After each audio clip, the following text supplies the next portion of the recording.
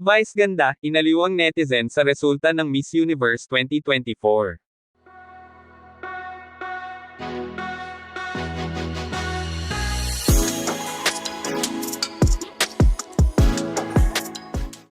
Madami sa mga Pinoy pageant fans ang nalungkot kahapon nang hindi nga mapasama sa top 12 si Miss Chelsea Manalo. Si Chelsea ang kinatawan ng Pilipinas sa prestigious international pageant na ginanap sa Mexico City, Mexico ngayong linggo. November 17, 2024, Philippine Time. Unang nabuhayan ng dugo ang Filipino fans nang makapasok si Chelsea sa top 30 finalists. Ngunit tumamlay na ang mga fans nang tawagin na ang top 12 finalists. Dahil hindi nga napasama si Chelsea. Ang top 12 ay sina Bolivia, Mexico, Venezuela, Argentina, Puerto Rico, Nigeria, Russia, Chile, Thailand, Denmark, Canada, Peru. Pero dahil nga likas na sa ating mga Pinoy ang maging masayahin, ay idinaan na nga lang sa humor ang pagkatalo ni Chelsea.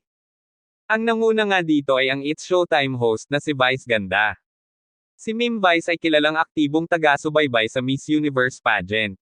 Habang patuloy ang pag-ere ng Miss Universe ay kasabay naman nito ang tuloy-tuloy na pagpo-post ni Vice Ganda sa isang social media platform.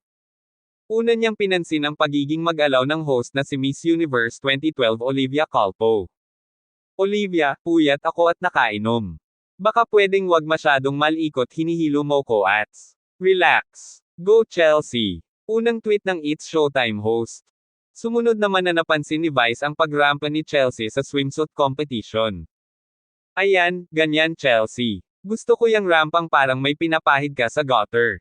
Laban. Pagtukoy sa tampisa walk ni Chelsea. Napansin din ni Vice ang outfit ng backstage host na si Miss Universe 2018 Katrina Gray. Aniya, natatakot ako baka cooking show tong Miss You. Naka-apron si Catriona, biro niya sa backless white outfit ni Catriona.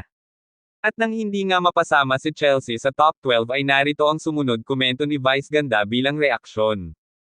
Ani Vice, okay. Bye. Ziz. Pahabol pa niya, thanks Chelsea. Have a safe flight back home. Heart emojis. Manatiling nakatutok sa ating channel para sa iba pang showbiz kaganapan. Maraming salamat sa inyong panonood. Please don't forget to like and subscribe.